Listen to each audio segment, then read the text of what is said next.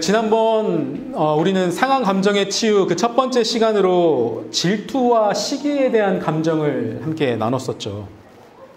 이 타인과 나를 비교하면서 생기는 이 감정에 대해서는 성경에서 뭐라고 얘기하고 있는지 또 어떻게 다뤄야 되는지를 우리가 나눠봤습니다. 이걸 한 문장으로 요약해보면 그 시윤이가 요약한 딱 그게 있더라고요. 뭐였냐면 그게 너랑 무슨 상관이냐 라는 거였어요.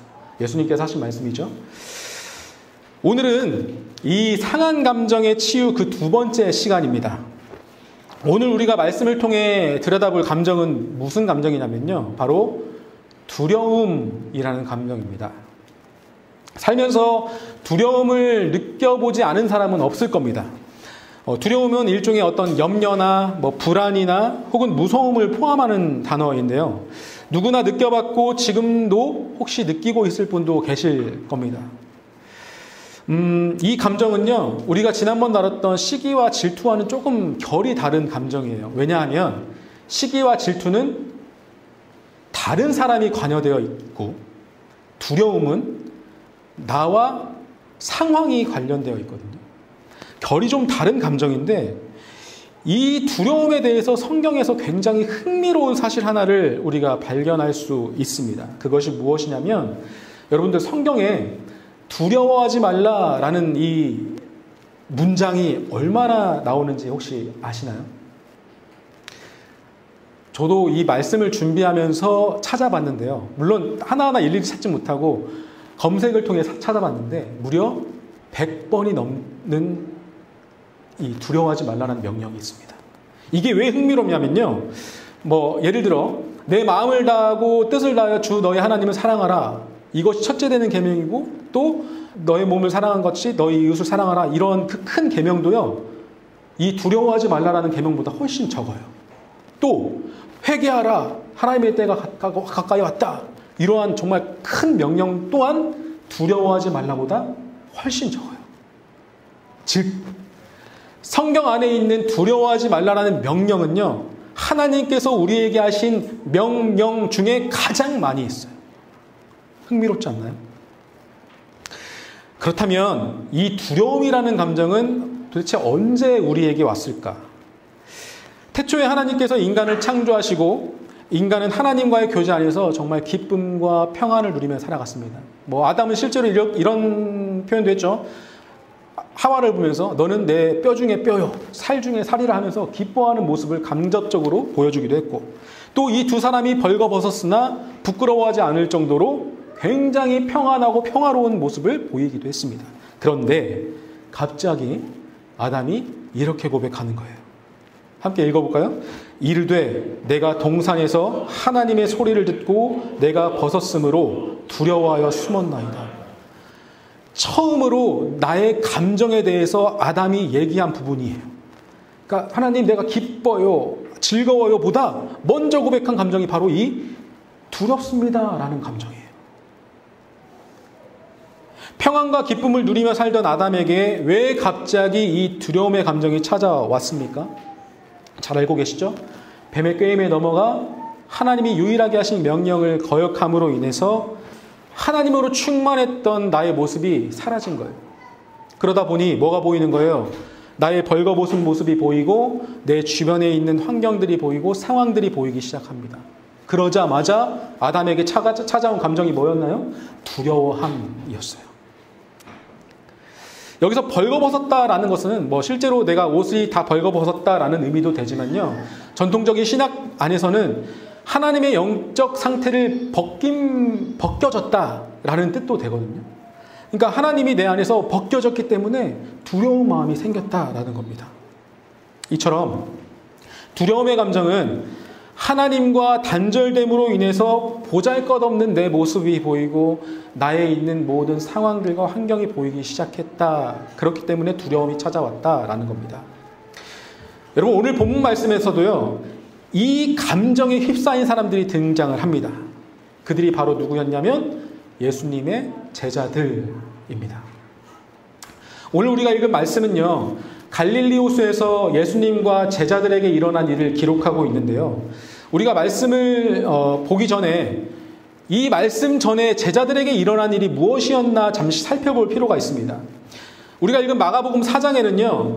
처음부터 끝까지 예수님께서 무슨 말씀을 하시냐면 비유를 통해서 하나님의 나라에 대해서 말씀하십니다.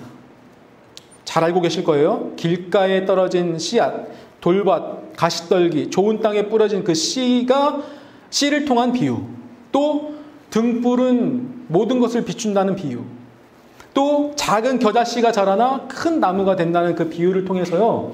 하나님의 나라가 이렇게 확장되어지고 성장해 나갈 것이다 라는 비유를 들어서 예수님께서 말씀을 하십니다. 여기서 예수님께서 말씀하신 하나님의 나라는요. 어떤 나라라면 바실레이아 투 데우라는 하나님의 나라인데요. 왕이 통치하는 왕국을 뜻하는 뜻이 바실레이아예요.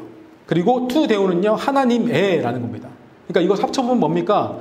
하나님의 나라란 하나님이 통치하는 나라, 하나님이 주인된 나라라는 거죠. 그 나라에 대해서 예수님께서 제자들에게 계속 말씀하신 거예요. 이 4장, 이 한 장 통틀어서 많은 비유를 통해 이 말씀을 하신 겁니다. 자, 그렇다면 왜 마가는 이 비유를 이 4장 한 장에 다 기록해 두었을까?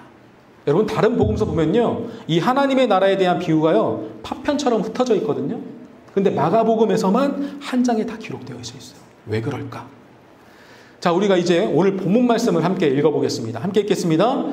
그날 저물 때에 제자들에게 이르시되 우리가 저편으로 건너가자 하시니 그들이 무리를 떠나 예수를 배에 계신 그대로 모시고 가매 다른 배들도 함께 하더니 큰 광풍이 일어나며 물결이 배에 부딪혀 들어와 배에 가득하게 되었더라.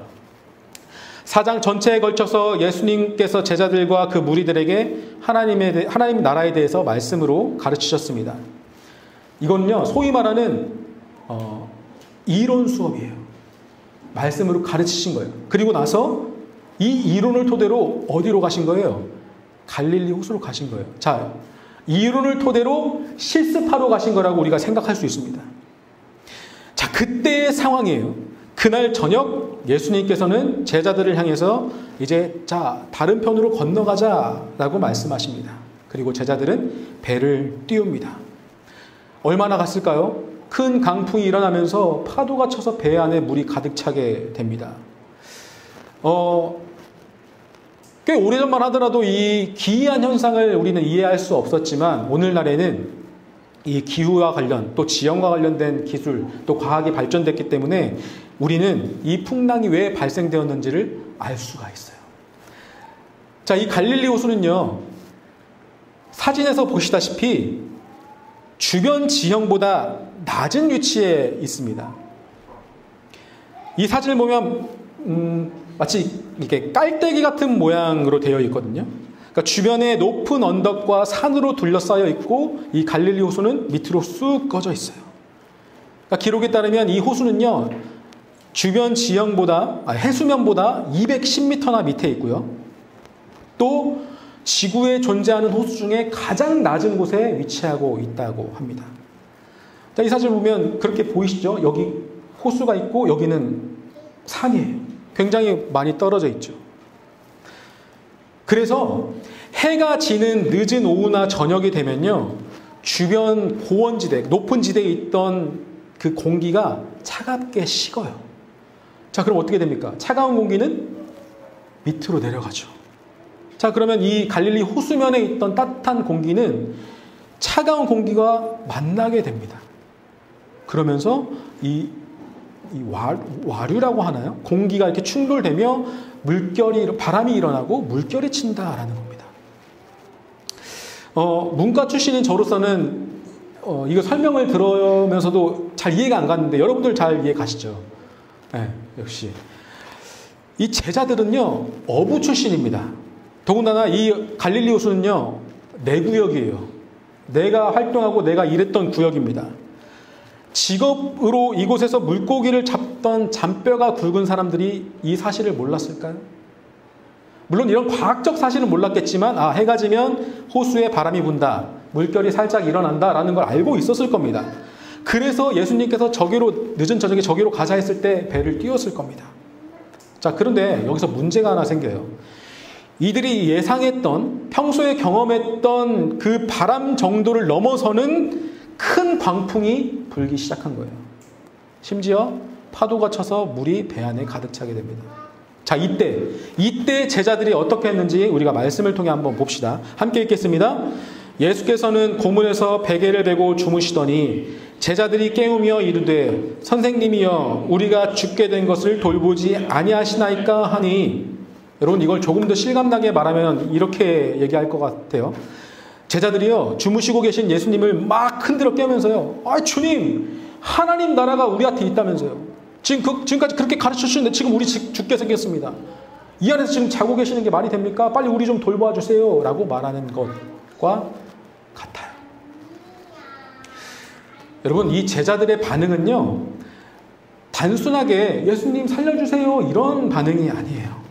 정말 그런 요량이었으면 예수님 일어나셔서 살려주세요 우리 좀 이렇게 얘기했겠죠. 그런데 그런 게 아니라 책망하고 있어요. 왜 우리를 돌보지 않느냐, 왜 우리를 돌보아 주지 않느냐라고 예수님에게 불평 섞인 말을 하고 있는 겁니다. 이때 예수님께서는 이렇게 말씀하시죠. 바람을 꾸짖으시며 바다더러 이르시되 잠잠하라 고요하라 하시니 바람이 그치고 아주 잔잔하여지더라. 이에 제자들에게 이르시되 어찌하여 이렇게 무서워하느냐, 너희가 어찌 믿음이 없느냐 하시니. 자, 여러분, 제자들이 이 풍랑을 만나기 전까지 예수님을 통해 들었던 것이 무엇입니까? 하나님의 나라가 왔다. 너희는 내가 통치하고 다스리는 나라에 있다. 내가 바로 그 하나님이다 라는 그 이론 수업을 다 듣고 마치고 왔어요. 그런데 실습을 하러 나가자마자 이 나라는 온데간데 없고 예상치 못하게 들이친 상황에 왜 우리를 돌보지 않느냐라고 원망 섞인 불평을 하고 있는 제자들을 우리가 보게 됩니다. 이때 예수님께서 이렇게 말씀하신 거죠. 왜 믿음이 없느냐?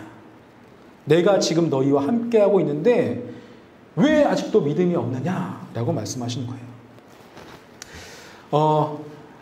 두려움, 염려, 걱정, 이런 감정은 우리는 가지지 말아야 해 라는 감정이 아닙니다.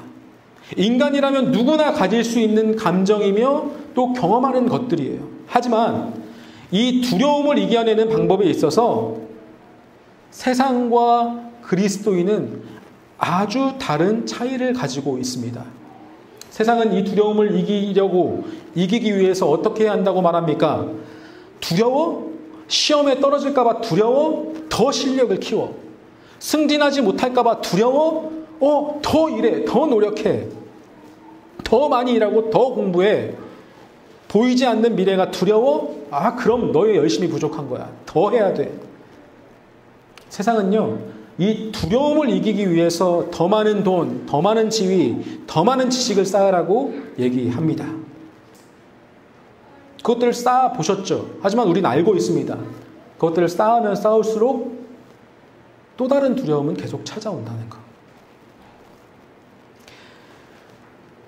그러나 성경은 세상과 다르게 말하고 있습니다. 우리 함께 이 말씀 함께 읽어볼까요? 두려워하지 말라, 내가 너와 함께함이라. 놀라지 말라, 나는 내 하나님이 됨이라. 내가 너를 굳세게 하리라. 참으로 너를 도와주리라. 참으로 나의 의로운 오른손으로 너를 붙들리라. 아멘. 두려움에 있는 자에게 하나님께서 어떤 약속을 해주셨습니까? 내가 지금 네가 두려워하는 그 상황과 환경을 바꿔줄게 라는 약속을 하셨습니까? 아니죠. 딱 한 가지 약속을 하셨어요. 내가 너와 함께 하리라 라는 약속이에요. 하나님께서는 두려움과 불안에 있던 모든 성경의 인물들에게 바로 이 약속을 해주셨습니다. 그래서 두려워하지 말라라는 이 명령이 왜 성경에 이렇도록 많이 나오는지 알 수가 있어요. 아버지 아브라함이 죽고 난 뒤에 이삭이 언약을 이어받아 낯선 땅에 홀로 서기를 해야 될 때 하나님께서 이렇게 말씀하십니다.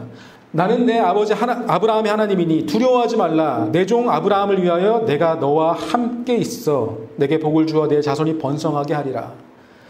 야곱이 아들 요셉을 만나기 위해서 익숙한 가나안을 떠나서 애굽으로 가는 여정에 하나님께서 이렇게 말씀하십니다.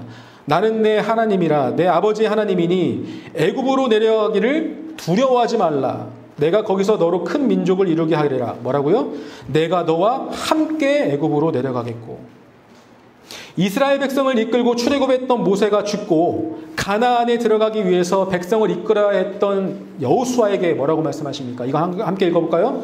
강하고 담대하라. 두려워하지 말며 놀라지 말라. 내가 어디로 가든지 내 하나님 여호와가 너와 함께 하느니라. 복음을 전하며 핍박을 받고 고난을 받는 바울에게는 또 이렇게 말씀하십니다. 밤에 주께서 환상 가운데 바울에게 말씀하시되 두려워하지 말며 침묵하지 말고 말하라. 내가 너와 함께 있으며 어떤 사람도 너를 대적하여 해롭게 할 자가 없을 것이니. 아멘. 이처럼 아주 일부를 가져왔습니다. 하나님께서 우리에게 두려워하지 말라라는 명령을 하실 때면 어김없이 무슨 약속을 해주셨냐면 내가 너와 함께 하리라 라는 약속을 우리에게 해주셨습니다. 그래서 오늘 설교의 주제 제목이 중꺾약이에요. 중요한 건 꺾이지 않는 마음이 아니라 중요한 건 꺾이지 않는 약속입니다.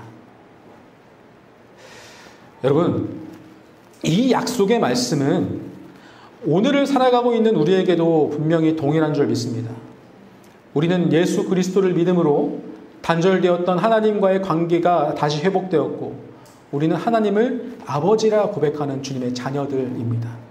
때문에 하나님께서 명령하시고 약속하신 모든 명령과 약속들은 그대로 우리의 것이 됨을 우리는 믿습니다. 세상은 말합니다. 중요한 건 꺾이지 않는 마음이야.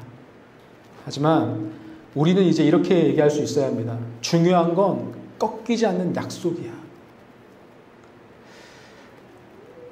마지막으로 이 약속의 말씀을 가지고 간 시편 기자가 고백한 시편의 한 구절을 우리가 함께 보고 싶어요. 우리가 아주 잘 알고 있는 약속의 말씀입니다. 함께 읽겠습니다. 내가 사망의 음침한 골짜기로 다닐지라도 해를 두려워하지 않을 것은 주께서 나와 함께 하시니라. 아멘. 어때요? 하나님의 약속의 말씀을 그대로 자신에게 가져온 이 시편 기자의 고백. 왜 두려워하지 않습니까? 나에게 무엇이 있기 때문에 두려워하지 않아요? 내가 어떤 스펙과 내 모든 계획들, 내 돈이 많고 지식이 많아서 두려워하지 않습니까? 아니요. 두려워하지 않는 이유 딱 하나는 뭡니까? 하나님이 나와 함께 있기 때문에 그래요. 성도 여러분, 살다 보면 무수히 많은 염려와 걱정과 두려움이 찾아오는 순간들을 맞이합니다. 도저히 돌파구가 없을 것 같고 가야 될 바를 알지 못하는 그 순간에도요, 우리가 소망을 가지고 기대함을 가지고 살아갈 수 있는 이유 딱 하나는 이 약속 때문에 그래요. 이 약속이 우리에게 주어졌기 때문에 그렇습니다. 이 약속을 믿고 안 믿고는 우리에게 달려있어요. 우리 질그릇교회 공동체 모두가 주님께서 하신 이 약속의 말씀을 믿고 이 약속의 말씀 위에 살아가시길 소망합니다. 나의 삶의 모든 곳에서 나와 함께하고 계시며 나를 지키시는 주님이심을 내가 믿습니다. 라는 고백. 어떤 상황 속에서도 나와 함께 하시는 하나님으로 인해 내 영혼이 안전하고 평안할 수 있습니다. 라는 고백이 우리의 고백이 되기를 소망합니다. 하나님, 우리에게 많은 약속의 말씀 중에 참으로 위로가 되어주신 귀한 말씀을 허락하여 주시니 감사를 드립니다. 우리가 무엇을 하든지 어떠한 상황에 있든지 환경에 있든지 무엇을 계획하든지 그때때마다 항상 나와 함께하고 계신다는 주님의 약속의 말씀이 오늘 이 시간 우리에게 큰 위로가 됨을 고백합니다. 주님 너무나 감사드리고 이 땅에 살아가는 모든 순간들과 그 나날들 모두 이 약속의 말씀을 붙들고 살아가길 작정하며 기도하였사오니 주님 영원히 이 약속의 말씀을 우리 안에서 성취해 주시옵소서. 감사를 드립니다. 사랑하는 예수 그리스도 이름으로 기도합니다. 아멘.